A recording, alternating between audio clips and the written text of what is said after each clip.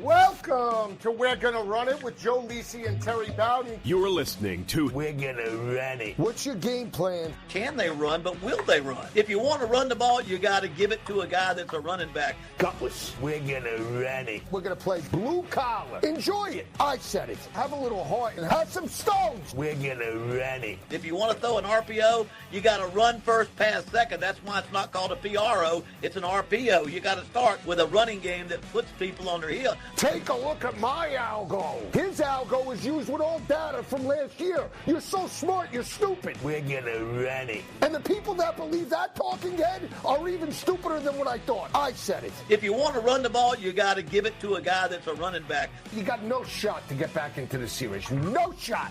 I said it. What's your game plan? We're gonna run it.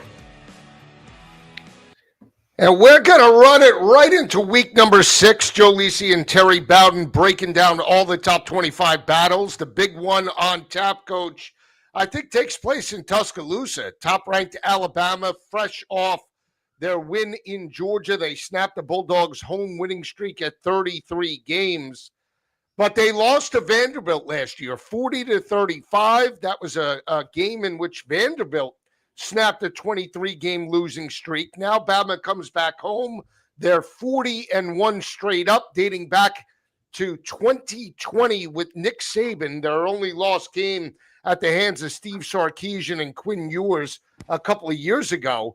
And here they are laying 10.5 to Diego Pavia and the Commodores, undefeated in week number 6. If I would have told you at the start of the year Vanderbilt would be 5-0 and hitting on all cylinders and challenging Alabama potentially in this matchup, would you have believed it? No, I mean, it would be like, okay, they surprised everybody last year. They knocked off Alabama, and then they went 50-50 the rest of the games and went to 7-6 with a bowl win. I would say that's a one-year wonder. It happened once. Everybody will be ready for them next year. And what do? They start out beating Virginia Tech off the bat, beat Virginia Tech, beat South Carolina, undefeated now. And now they've got their biggest task going out there and try to repeat with a team that's very talented and remembers quite well how they got licked last year by Vanderbilt. Yeah, and Ty Simpson stepped up with a dynamic performance, 276 yards, 2 touchdowns, no interceptions. He's completing well over 60% of his passes heading into this matchup, 11 touchdowns, no interceptions. And you look at this Vanderbilt offense right now. They're averaging 49 points per game, only giving up 17 to opposing offenses and teams. But they could go toe-to-toe with anybody. I mean, 49 points per game. They put up a 50 spot against Utah State. They put up 30-plus points against a very good South Carolina team in Williams-Brice. So they're battle-tested, at least in road environments. What do they really have to do to win this game? Pull it out. I don't mean just cover, but actually win it the way they did last year. They've got to keep the ball in their hands. They've got to control the clock. If you remember last year, they had the ball 42 out of 60 minutes. They had it on offense. They were 12 of 18 on third downs, about 67%. Alabama didn't get a chance to beat them. They kept them off the field, and so that's got to be the game plan, using their spread option offense, misdirection, getting Alabama to move in the wrong direction, to cover inside, and they run outside to cover the run, and they throw the pass. Keep it mixed up, keep it diverse, keep making first downs, and keep Alabama off the field. The problem is that Alabama has had about 12 months to think about Vandy, and I promise you, I mean, although you don't have to, a little bit of every week was spent on getting ready for Vandy and doing some things that would help them beat Vandy. I agree. I think the biggest thing, too, is like we have people in the chat saying that, Vandy beat South Carolina without Lenore Sellers, and Lenore Sellers went down in the first half of that matchup. I get that, but Lenore Sellers doesn't play defense, right? To still put up 34 points on South Carolina's defense that contained Kyron Drones and Virginia Tech in week number 1, especially in Williams-Brice, where we know that Shane Beamer and the Gamecocks have been a much better home team than they have been on the road. That's a dynamic effort. And when you just think about the games last year, where Vanderbilt covered, right, against just elite competition. So Right. they cover and win outright against Alabama, right? They were catching double digits, I think in the 20s in that matchup, and they win it by 5 points. They were catching, I believe it was 21 to Texas at home and lost that game basically by 3 points. They caught 8.5 to LSU and lost by 7. So Right. every time they were in a difficult environment against the top-ranked SEC caliber team, this team responded. Now maybe they didn't get the victory per se because they didn't get the victory over Texas and LSU, but they covered both of those games. And that's what we're looking at here is, hey, if this is a fourth quarter game and it's down to 1 or 2 scores, 10 points at the most, they believe that they can win it. And that starts with Clark Lee, their head coach. Yeah, no, there's no question with me. I've got them. You give me the points and give me Vanderbilt. Now, I think Alabama has made that move that they found themselves against Georgia. That I saw an Alabama team that was aggressive on defense, that was dynamic and diverse on offense. The quarterback led the way. Everything I saw, I said, now we're getting back to Alabama football. That being said, Vandy to me has proven themselves, and I'm like you. Alabama may win this game in Tuscaloosa, and they most likely will. They won't let this thing go by without doing everything they can. But I've got Vanderbilt in the points, and I feel pretty comfortable with that. I like the over in that game, 56.5. I do feel like both offenses will push tempo, especially when you have Ty Simpson now starting to come into his own. Caden Proctor, the offensive line have protected him. The offensive line has only allowed 5 sacks heading into this matchup. If Vanderbilt can't generate a pass rush, and they've done a pretty good job up until this point, I believe 14 sacks through 4 games. But can you get to Ty Simpson in a critical third down? Georgia wasn't able to do it really. And you talk about Georgia, the way Kirby recruits, if they couldn't get to Alabama and that offensive line, it's going to be a tall order for Vanderbilt. So that being said, I like the total. I think I see this game. If Alabama wins, I think I see it 45-30. If they cover, meaning Bama, it's going to be a high-scoring game. Yeah. I put it this way. If Bama's scoring early, they're not letting up because of what happened last year, right? So if they score 30, they're going to go for 40. If they score 40, they're going to look to tack on 50. I just honestly believe they want to make a statement or prove to Vanderbilt that last year was an aberration. So I think in that type of mindset, you take the over. I feel pretty good with it. Well, and the reason being is that even though Alabama wants to lay it on if they can, I don't think Vandy gives you a chance. They're not going to go 3 and out while you're wanting to score points. So even though Alabama is moving the football, has the ability to score points, Vandy's offense does too.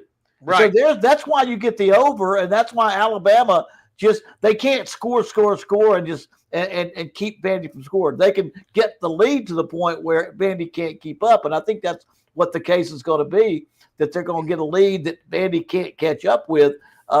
But I don't think they're going to keep Vandy from scoring points. All right, so we're both on Vanderbilt, Yes. And we both believe potentially we can get the over in the matchup. I am curious to see how it plays out, though. I am curious to see if Pavia has that swag. And Coach, let me just ask you this: he wins, is he in the top 2 or 3 for the Heisman then? If he wins this game right here, yeah, I think it throws him right in, because people love the Heisman's a popularity vote, and people love a story. They love a quarterback that's got a unique background. I bet you they love Trinidad Chambliss if he could go out there and keep winning it at Ole Miss, because it's a great story. Well, Pavia he went to New Mexico Military Academy. Then he goes to New Mexico State. Right. Then he catches on at Vanderbilt, where you're really not supposed to win anyway. You're just playing in a great league. And he goes out there and confidently helps them turn this program around. Now, I'm a big Clark Lee fan, but he was 2-10, 5-7, 2-10. Then all of a sudden he gets Diego Pavia. They go 7-5 to win a bowl game against Georgia Tech, and now they're 5-0. I don't know that it's more Pavia than the head coach, but they make a nice team together, let's just say. Yeah, absolutely. Let's talk about the other big game in Yeah. the SEC. We'll start with the big ones first.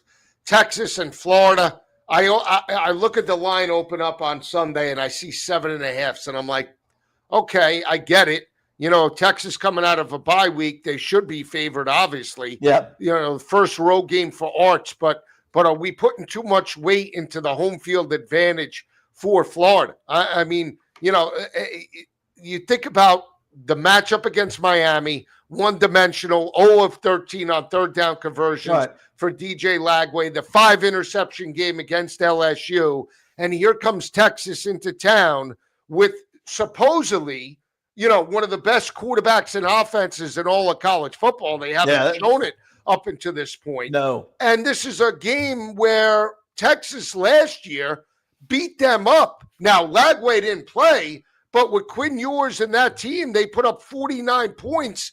They won it 49-17. Are we missing something? We know about the bad weather, but I just keep going back to this. Billy Napier, when his back is against the wall, somehow, some way has a keen way of just responding. I know his back was against the wall against Miami, but it's really against the wall this weekend against Texas. Well, let's look what happened against Miami. I mean, they had just gotten beaten by LSU with 5 interceptions, and they had lost to South Florida, and they were struggling.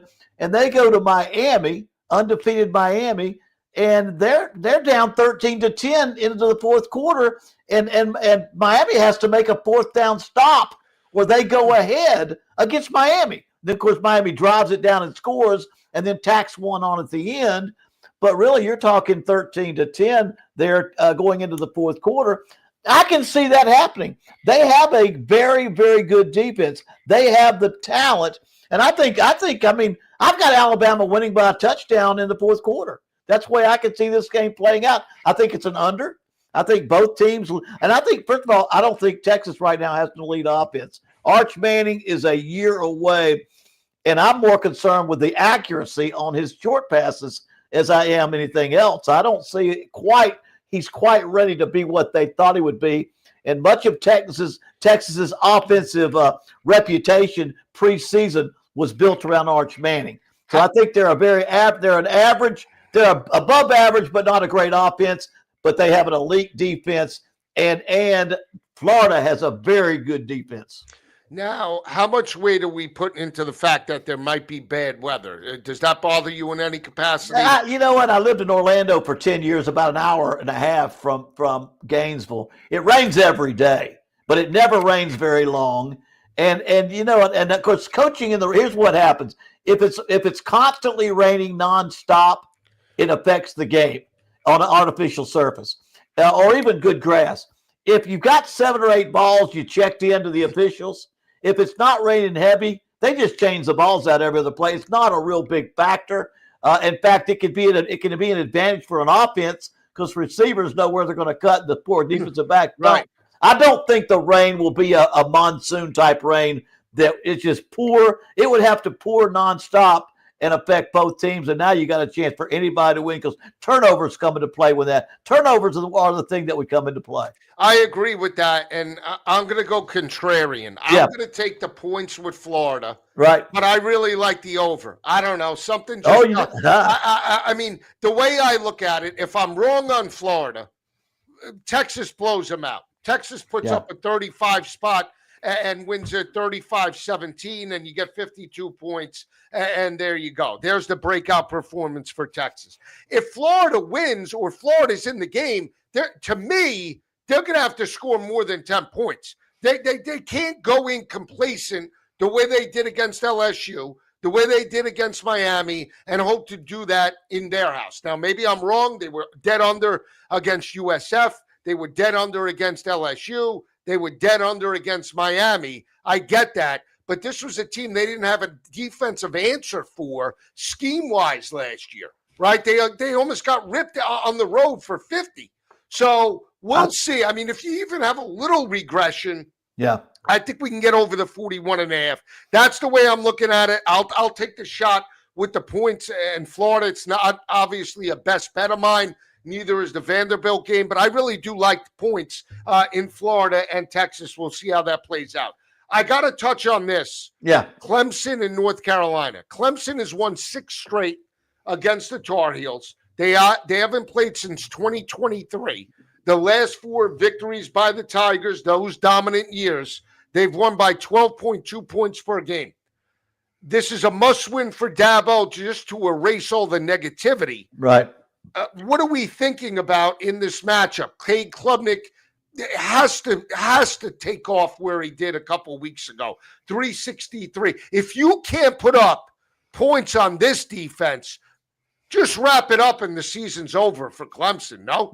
Yeah, Clemson's going to take off on this one. This is the perfect team for Clemson to get what mojo back that they have. I don't think they don't have that championship team, but we've seen too many good games by Klubnik. He can throw the football if the right opportunities. And North Carolina, to me, it's just they beat 2 nobodies and then they went right back to being bad. They're not a great football team, and I'm not sure they've made any progress since that pounding by TCU. It's just not going. It's not in the stars this year. They don't have a very, very average quarterback and no answer there, and they struggle. And Clemson does have good football players. They just don't have it. Whatever it is, they ain't got it.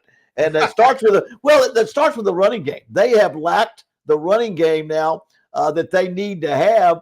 And Klubnik's not out there on his own doing it and so it's kind of built itself up, and you lose a couple of games and things start going south.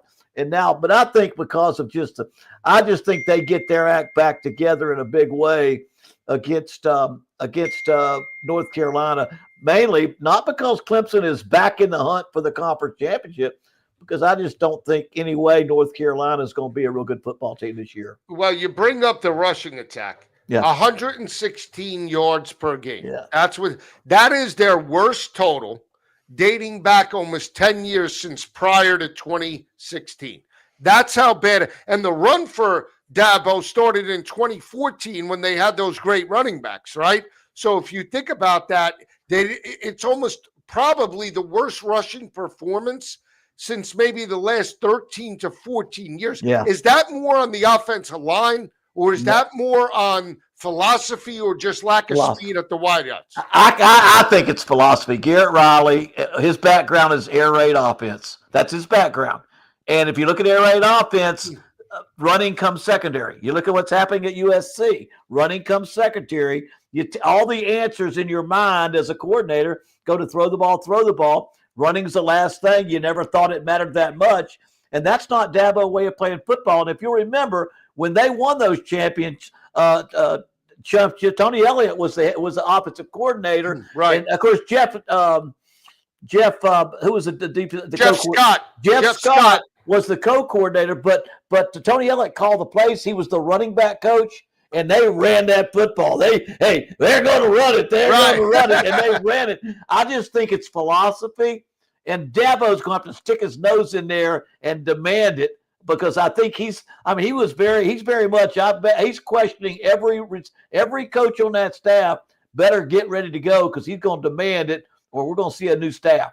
I agree with you. Again, if it doesn't come this week, you're never going to get it. If you're Bill Belichick, we know how he makes quarterbacks look, at least in the NFL. This is an opportunity with an extra basic week of preparation. Can they step up? We'll see.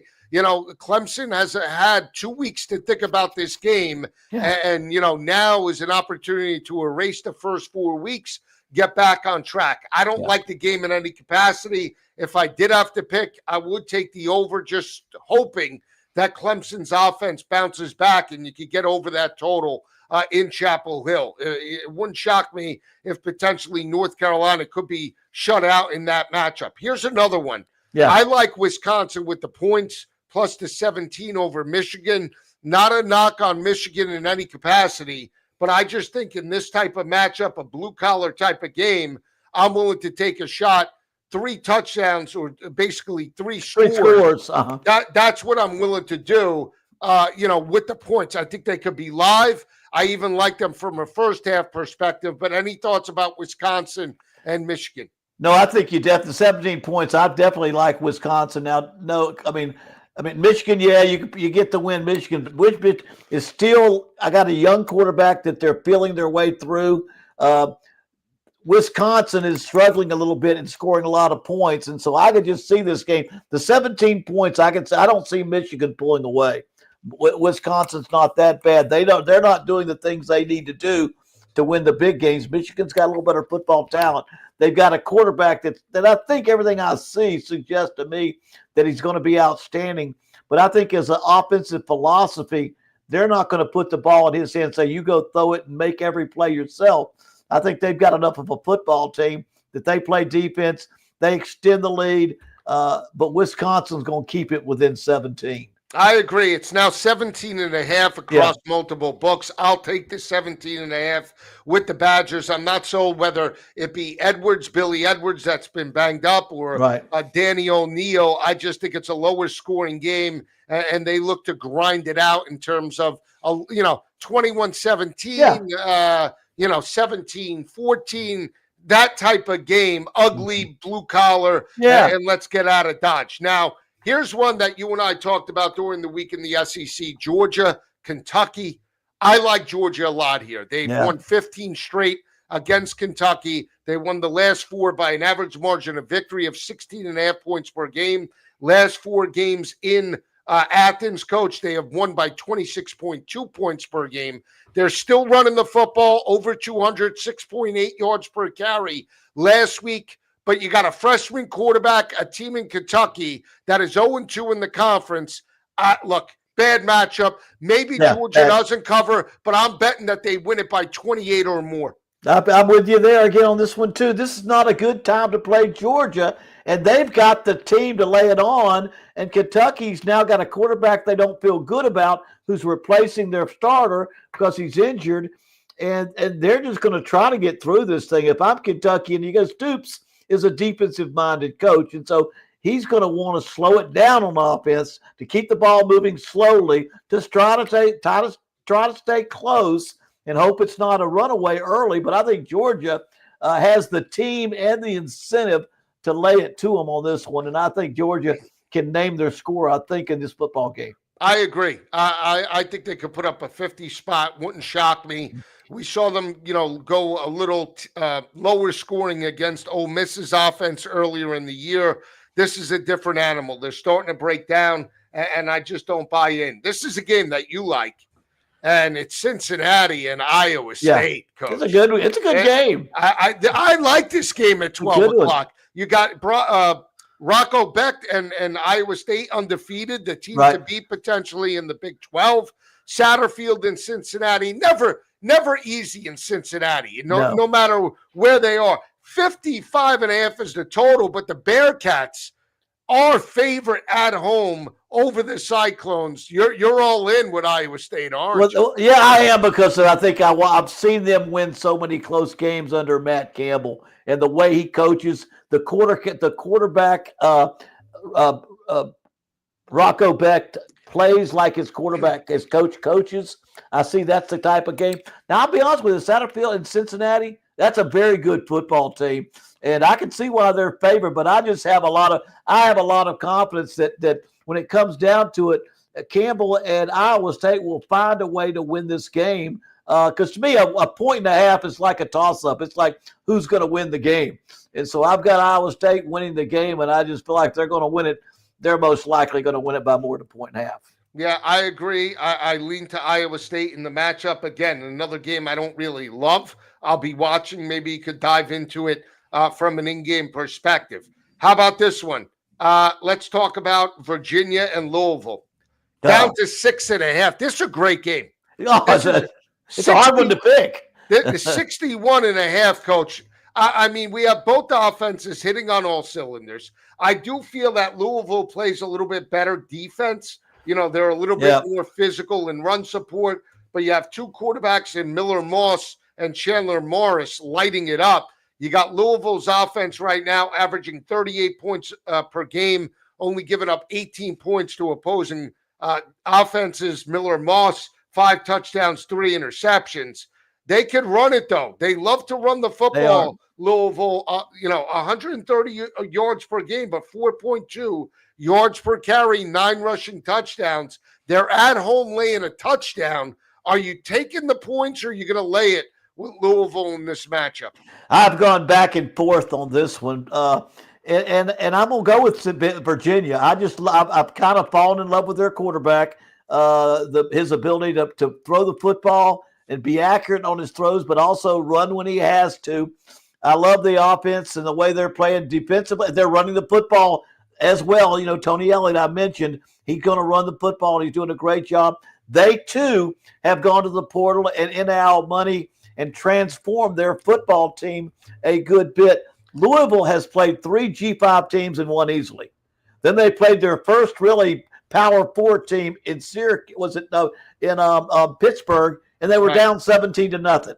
So I'm saying, okay, I know how my confidence in Louisville comes from the last year and the year before and the year before, because I haven't seen enough of them against good competition, except I saw them come back against a comeback in the last ball game against Pitt.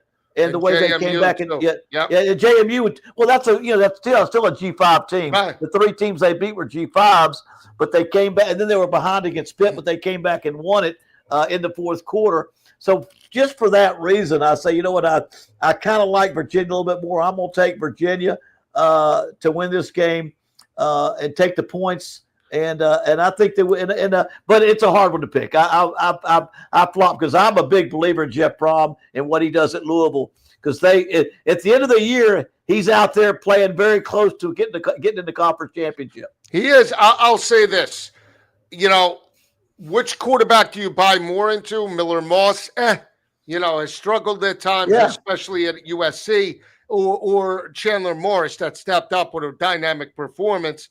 I believe in Louisville's defense a little bit better. Yeah. I just think they're a little bit more physical. They have won 3 straight in the series. Right. Now, the 3 straight in the series is right on the number. They've won the last 3 games, Coach, by 6 points per game. Yeah. You know, you go through the last 3 games. The last year, 24-20.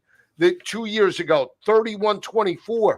You know, 24-17. That 7 is a critical number in this series. Yeah. They were 7.5 at the start of the week. Now you're seeing 6.5 under that key number. I'll lay it with Louisville. Again, not one of my better picks. It could go either way, but I would lay it with the Louisville Cardinals in this matchup. Let's talk about this one. Texas Tech and Houston. I love Willie Fritz. And I love Joey McGuire too. But I guess, and I have to be honest, I love Texas Tech. But I'm debating, and tell me if I'm wrong, what I saw play out 3 weeks ago in Utah was real or was it fake? You know, was it an aberration? Was it a magic show, or is that defense, the way they played against a blue-collar team in Salt Lake City, going to do it yet again against one of the most blue-collar run-heavy offenses in Houston? Because that's what Willie Fritz is like Summerall, right? That blue collar will grind it out. We'll try to win. I like Connor Wegman. 11.5, I think, is just way too many points in this game. It's more than I want, but I think he went out in the portal at Texas Tech and didn't just get offensive or skilled people. He got maybe one of the best front sevens in football, and they are a dominant. And people thought they were going to be dominant, and they have been dominant. Baron Martin, the quarterback, has done a great job too. That's more numbers than I want to take when it comes down to it. And I love Willie Fritz. I watched him at Tulane, the great job he did there, and he did a great job wherever he has been. He has been well. But Texas Tech right now, I think, at the end of the day, I've just got more belief in how far he's able to take this program. Now, Houston's in that direction, and Houston is moving that direction. And if it was straight up, I would just say Texas Tech, no problem. But I'm gonna stick with the points. It's gonna take two touchdowns lead to get that spread, and it's not gonna be easy. But I like the talent overall, top to bottom, that I've seen at Texas Tech. Yeah, Texas Tech, they get this win, they'll be 5-0. Yeah. That'll be a great win, and they have a great backup in Hammond. I don't know if you saw the reports. Joey McGuire said that's why we gave him a 2-year contract. They're giving contracts now. Hey, Hammond. Now, that kid Hammond, he was good, but he was a deer in the headlights against the bowl game against Arkansas last year. Yeah. You know, the freshman, and he came in against TCU at times and struggled last year. But, you know, another year under his belt, he's more consistent. I'll give him that. Here's the other thing. You know, you look at Willie Fritz, the total over the win total this year was 5.5 at minus 188. So the books sort of really believed that Houston was going to break through in a big way. They're 4-0 right now. They got pushed to overtime last week by Oregon State. They prevailed, won by 3 points, but it doesn't matter. They're a blue-collar team playing at home. I'm going to take the points. Again, I don't love it, but, you know, in that type of atmosphere, I think they could be live. I'll go to a game that you like. A&M and Miss State. Oh, I'm throwing these 14.5 points at you, Coach. 14.5, Texas A&M and Miss State. I know you're high on Jeff Lebby. You're taking the 14. I think they're one of the most improved teams in college football. They were really bad, and this is another team. You talk about Virginia. You talk about even Vanderbilt. This is another team where their school made a commitment to letting that coach go out there and get some players out of the portal and pay money for it in the NILs, and that's what they've done. And they've got a coach that has a good understanding of how to be creative on offense. They opened the season by beating for the second year in a row, beating Arizona State, and Arizona State's gotten themselves back in the hunt for the Big 12. They're back on the good side, and so they come back, and then they almost, you can say, coulda, woulda, shoulda, beaten Tennessee last week in that game. That's their only loss. I just like where they are right now. I do think they have, and again, I say it every time we're on the TV or on the podcast, because of portal, because of NIL, you can transform teams within a year or two. You can transform teams. You know, if I was going to hire a coach out there, give me a decent coach and one billionaire fan to work with me, and I'll build a national champion in 2 years. It's more important that you have NIL money than you get the best coach in America. But I think they have a good coach. I think he's done a great job. And I think the points. I think that's too many points. I got Texas A&M. The way they're playing, I think they win the game, but they got shut down by a real good defense last week. Should have scored some more points against Auburn than what they did, but it was a 16-10 ball game. They averaged a lot of points in the other games, but I'm going to go with Mississippi State because, like I said, I'm still feeling real good about that football team and what they're doing. It's a no play for me. I mean, I would only lean. That line is fishy. To see 14.5, you say why? Texas A&M didn't cover. They're 1-3 against the spread right now. Their only time they covered was as a dog to Notre Dame. Outside of that, they haven't covered 3 games in Kyle Field. Now they're laying a huge number after a team that's 4-1. And went toe to toe with one of the better teams in the conference in Tennessee and covered. So we'll see how that plays out. Let's get into the big one: Miami and Florida State. I'm going to take the points with Florida State, Coach. I'm going to take them on the money line as well. I just believe this potentially is a step-up spot. I'm willing to erase everything that happened in Charlottesville. Mm-hmm. You have a team that in Miami that lost 3 of the last 4, meaning in the series. They beat them down last year. But I keep going back to this, and maybe I'm wrong, but I saw Carson Beck in 3 road games last year. Alabama, terrible in the first half. He brought him back with a huge effort, but then threw the critical interception. He threw for 186 in the loss to Ole Miss with a pick. He threw for 175 on the road against Texas with 3 interceptions. If it wasn't for the running game, they might have not won that game by 15 points. I'm just saying, to get into this rivalry, he's battle-tested. I'm going to give him that. He's experienced. He's not going to be phased. But I haven't seen these elite performances last year on the road. Give me Castellanos. I'll take the good, the bad, and the ugly with Gus Malzahn and the crew. All right, here's why I'll disagree. Only because I think what I think happened last week. I think Florida State's defense got exposed. All we talk about, all anybody talks about, is the offense at Florida State. Tommy Castellanos, Russ Malzahn, and they caught all of our attention.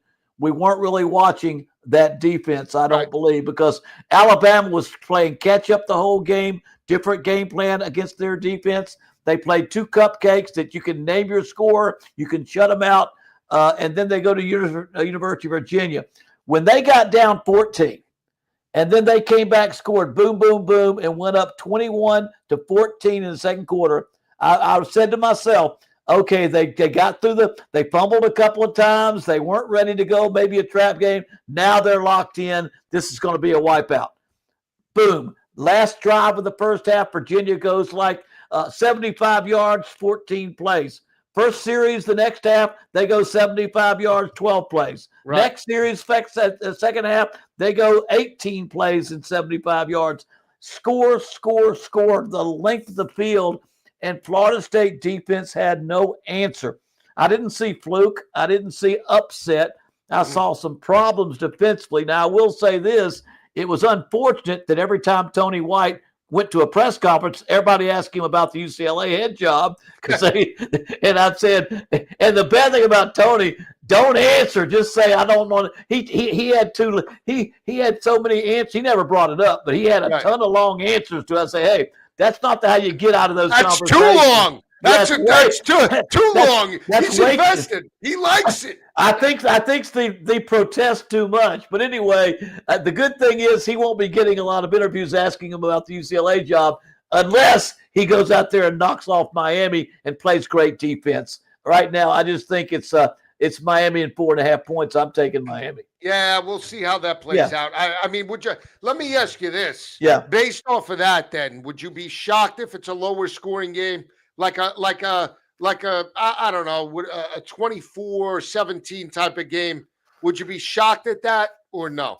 Knowing how this rivalry's been throughout the years? Historically, I might look at it that way. My inclination was it's not going to be that low of a scoring game. I don't see. I mean, they're still leading the nation in scoring at Florida State. I mean, they had over 500 yards of offense. They didn't lose the game against Virginia offensively. They had 38 points or 36 points or whatever, and over 500 yards. I don't think you can stop them completely. Now, Miami does have a week off, and if you want to prepare for that type of offense, that should help you a little bit. But man, you'll know in the first quarter or two whether they figured it out, because if you can't figure it out and get a handle on it, you're always one play behind on defense. Absolutely, I agree. So we'll see how that plays out. Coach likes Miami. I'm taking the points with Florida State in the matchup. Total-wise, I don't really have a good feel in the game. It might be something I jump in game for that matchup. Here's another one. I do like Boise State, Coach, plus the 20.5. And it's not because I don't think Notre Dame is good. They're playing as good as anybody right now over the past couple of weeks. The offense is humming. CJ Carr, tossing it. He's looked poised. That team looks like they've settled in a little bit, starting to run the football with Price and Jeremiah Love. I just feel Boise will take that type of approach that Wisconsin and some of the other underdogs we saw, knowing that they got pushed around by Penn State in the semifinal last year. Hey, the only way we could sort of win this game is if we get it to the fourth quarter and somehow steal it.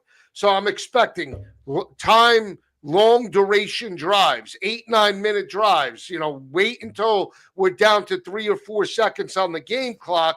And then let's see if we can, steal it in the fourth quarter. 21 points is too many, I believe, for Boise State in the matchup.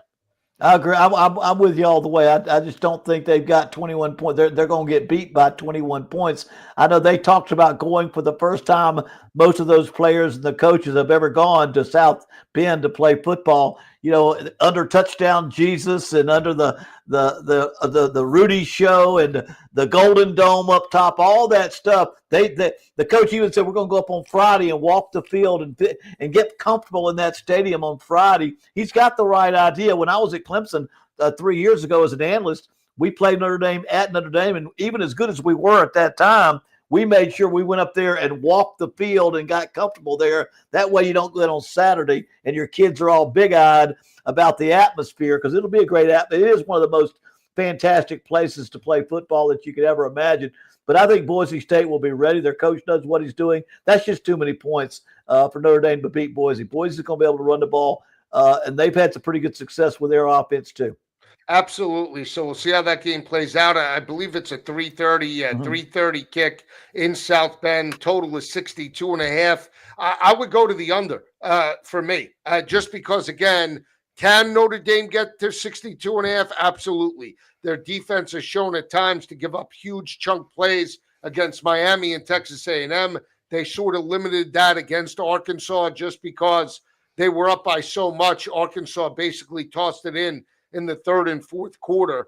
Purdue was able to move the football, but I would still think it's a run-heavy offense for the Boise State Broncos under the 62 and a half. Another game that we'll touch on.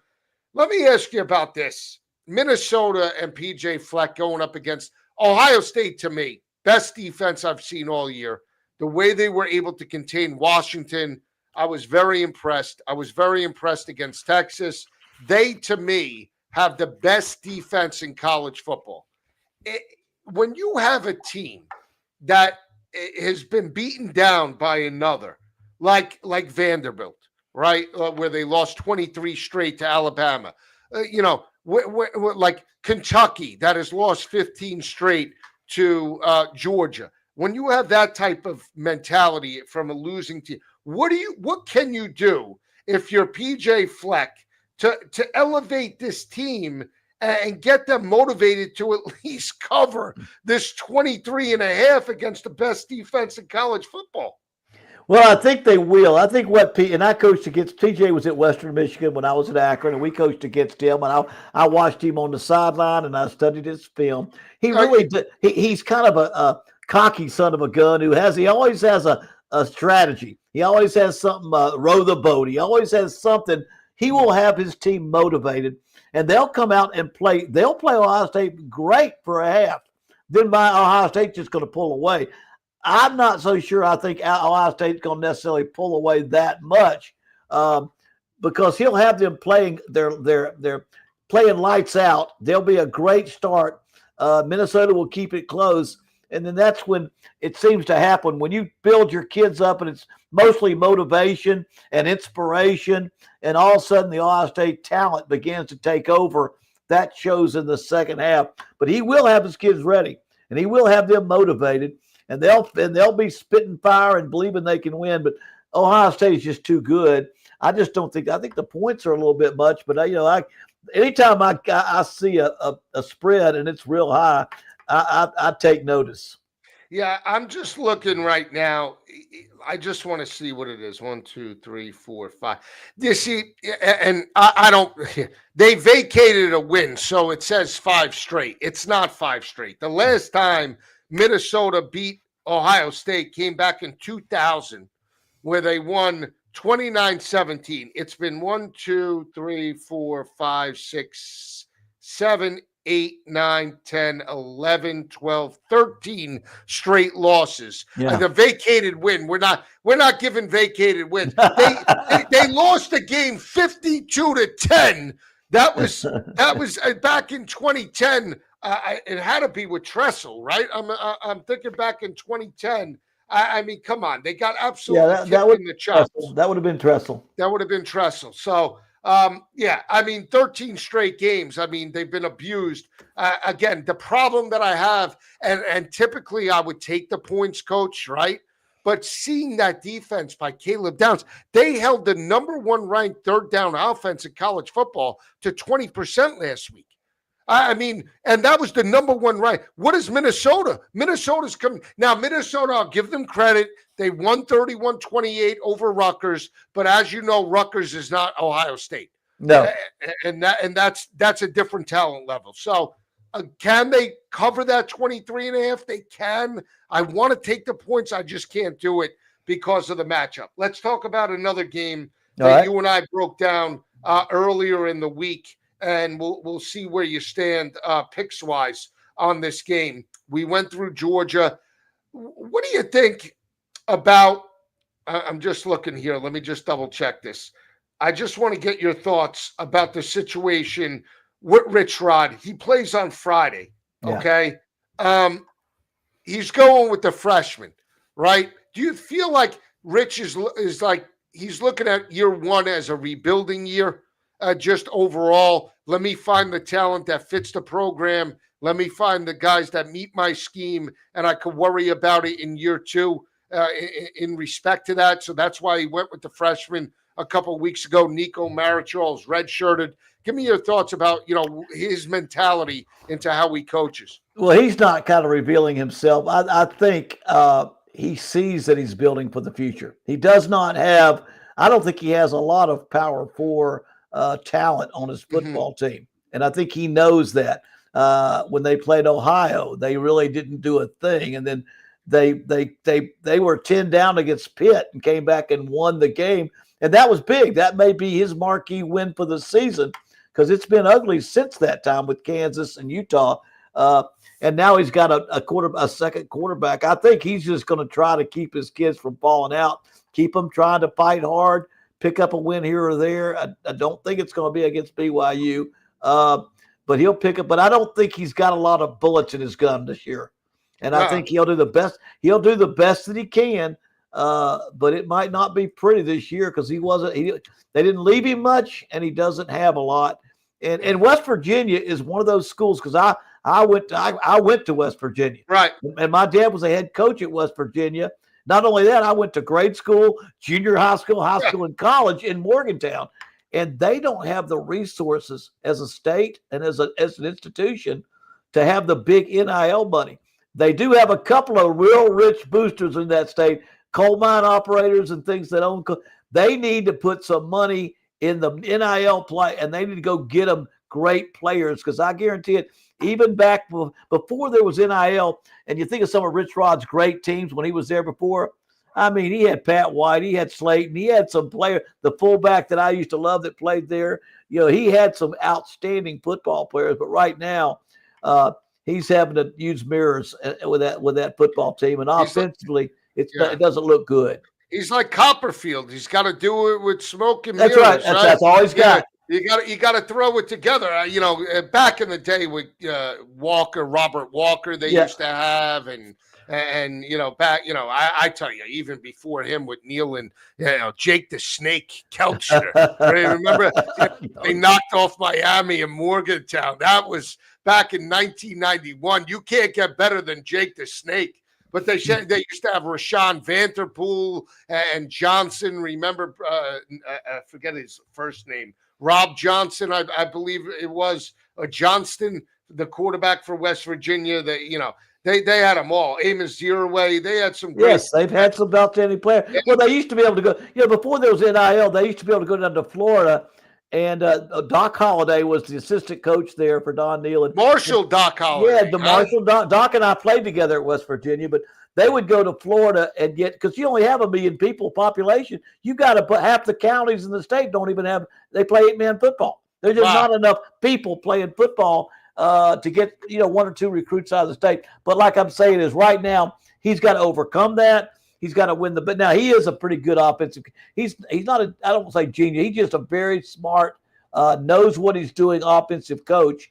And he'll find if he can develop this quarterback enough, they can get after some people. They do some things that are hard to stop, but I'm just afraid he doesn't have the talent at the quarterback position. When he has talent at the quarterback position, he can give.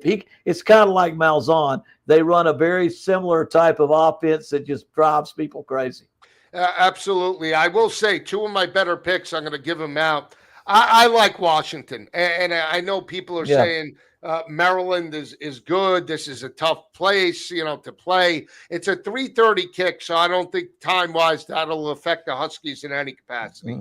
I was very impressed with the offense and defensive lines. They were able to move the football. When they got inside the red zone, they struggled. But again, I put that more on how dominant Ohio State was than Washington's ineptitude in that game. And I like Damon Williams and I like Jed Fish in this spot, laying 6.5. One of my better bets. I think they win it by double digits. I'm with you on this one. I think it's a bad week to get Washington. Way they really were very confident. They were mentally ready. Ohio State just proved too good. I think this is kind of like that Georgia-Kentucky. Not a good week to play Washington because I think they're going to be on fire, and I don't think Maryland's that good. I think Maryland goes out there and wears them out. Yeah, so I mean, Washington does. laying basically a touchdown. I'm willing to lay that on the road. I'm going to take the points with Boston College. And again, it's not so much is Boston College playing well? No, they've lost 3 straight. I believe in Dylan Lonergan, but it's more about Pittsburgh and where they are. Like they lose a conference game. They're 2-2 overall. I've seen this play out over the past couple of years with Pat Narduzzi. Last year, they started 7-0. They basically fell off a cliff and tossed it in. I don't think you're going to get their A effort. They got to win this game by basically a touchdown. The last 4 games have been decided by basically 6.7 points per game. They've been very close games. I'll take the touchdown. I'll take Boston College. I think they can win it outright. And then the other one is Virginia Tech. You know, basically last night, Virginia Tech was given a lay-in 7, but now that their starting defensive end opted to redshirt, now you're getting 6.5. I told you I'm rolling with the momentum. If they lose this game, sell them the rest of the way. Going up against Robbie Ashford and Wake Forest on homecoming, I like this recipe. They're running the football. Virginia Tech averaging 4.5 yards per carry. Kyron Drones playing well over the past couple of weeks. 4 touchdowns, no interceptions. I think they win by double digits. I like the Hokies. I like the Hokies as well. I think as long as Kyron Drones is there as the quarterback, he's talented enough. He's dual threat. They've got a chance to win. And I saw some heart last week. I saw some heart and some desire and a team that pulled together. And so until I see a more than one guy back off or get out of the roster or back out for the future portal, I think they're going to go out there and win a couple of games. They've got 2 in a row now, and I think they get Wake Forest as well. Here's and another one. And the points. Yeah, here's another dog I like. Commander-in-Chief type of trophies. Air Force 12.5. I know Navy's undefeated, but 12.5 points. And I understand the Air Force is terrible. I get that. But they're scoring points, and 12.5 with these teams. Look, anything could happen. They're not power forward teams. I understand Navy's the best of the best when it comes to this, but again, Air Force in this type of rivalry game, you want to give me 2 touchdowns? I'll take it any day of the week. I tell you, well, I can say Navy. I've watched them play, and they've got that quarterback. And the way he runs that offense. And so I don't feel like I enough about these 2 teams that I want to pick a winner on this one. But it's hard to pick a team in the academies to beat another team in the academies by a lot of points. Exactly. They both know how to defend the other one. They both know how to play against the other one. And they're usually dynamite games. And the score may go high, but it's almost always goes high, but it seldom gets apart very much by a big lead either way. Yeah, let's just talk about the bailout blowout, the one right before the end of the night. We talked about it earlier today in the ACC. Duke laying 2.5 to California. Duke blows out Syracuse. I thought that would happen. Ricky Collins certainly wasn't the answer last week. California got off the mat. You know, they go to Chestnut Hill. They win that matchup in the 4th quarter. JSN and that offense step up. 2.5 points, Coach. I like Duke, though. I just feel they're a little bit more physical, but Cal is not an easy place to play. It's a long trip for the Blue Devils. I lean to Duke, but I don't love it. No, I think Duke's won the last 2 games. They've got a lot of their confidence back after a couple of tough losses to Illinois and Tulane. They've had 2 really good games. Aggressive defense. I really like their quarterback. I think they can score points. Cal's kind of a bit of an enigma because they were 3-0, and then they just got pasted by San Diego, and then they came back and won a big game last week, which I didn't think they would kill them that bad, beat them like they did. But I'm with you. I think Duke is a year ahead of Cal in the progression of their team and the development of their team. They've been pretty dang good the last few years, and I think Manny Diaz has got them a little further along. And the other thing is they've got a veteran quarterback, and you've got the true freshman over there at Cal playing, and he's playing very good, but he's making mistakes. He does good, he does bad. Sarah Palatelli, is that his? Yeah. Sarah Palatelli. That's only one name. That's the last name. I can't put the first name with it, but it's almost the last name. It's easier to say. But Andy's very good, but I just think he's more prone to mistakes. The thing that I would say is I don't want to think about is it a factor when you're Duke and you're flying across the Rocky Mountains and playing a game that starts at 9:30, which is really 10:30 your time, and it gets over about 1:30 Eastern time. Does that affect the team? Is there jet lag or things like that? I'm not going to make that a factor for those young guys because when I was their age, I could stay up all night anyway. And and so I've got Duke covering the spread. Yeah, we'll see how these games play out. We'll be back next week. Better games on tap for sure in week number 7 for Coach Bowden. I'm Joe Lisi. Have a great weekend, everyone. Enjoy the games. We'll see you next week on We're Gonna Run It.